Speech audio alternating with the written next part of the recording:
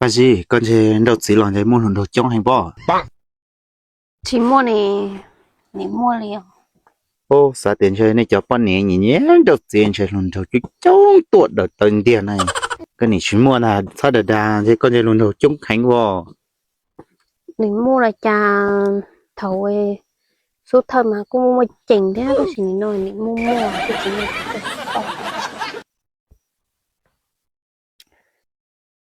Lò, chơi cái là đà gì bỏ, chơi con mình chơi tòng đầu hành bỏ. Rồi sao chỉ tàu cuối nà. Hai tiền mà. Vì tàu trà lấy tuổi là đà vô in tù ra. Số tiền này nhiều.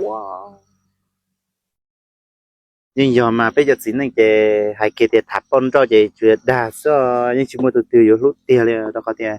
Thì này rong thì nên chuyên trâu này từ chỉ lò này mà để tụi biết chuyện gì thì biết như đà chứ tụi khi nào cũng đá ra tụi cũng nhớ nhà con mà cũng như chị đá cũng hút tiền Nung có lúc tổng chủ thì có những đa li luôn trong chính là你三到家lúc này chỉ在是还是在是用诶你听nhỏ nhẹ sợ你赔呀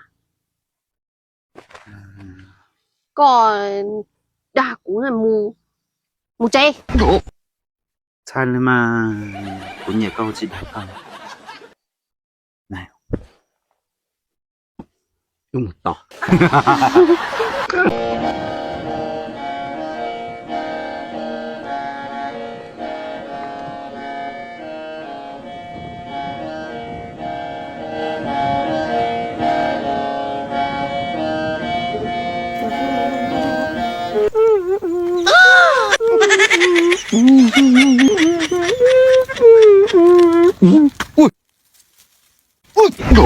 Ô, tụi mỏ.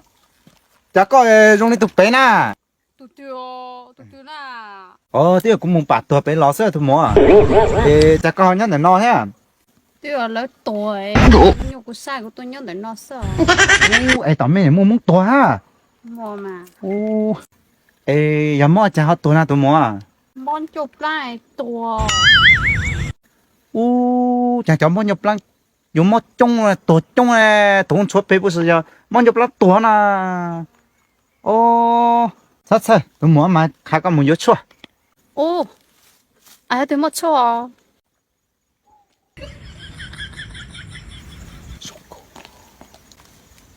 Hú thay những bố môi cho chua rồi mỏ nhập lăng kẹo. Ba tao cho tôi này cái nó sẽ tao tới dạng câu tới dạng chứ. Mỏ lăng mỏ tờ tôi toàn cho cổ bê thì ba tao dùng hay à tụi mỏ. Kêu có bộ cảm có tụi bớt sử dụng dụng này thầu tới một này tuần nó thì có hướng tôi chúc cho người ta tông gan nọ không tan ăn nè 757481 Đâu, bắt cho thì ô cho tôi mua cái nhau cũng mua tôi mua Không dầu tá, nó thay số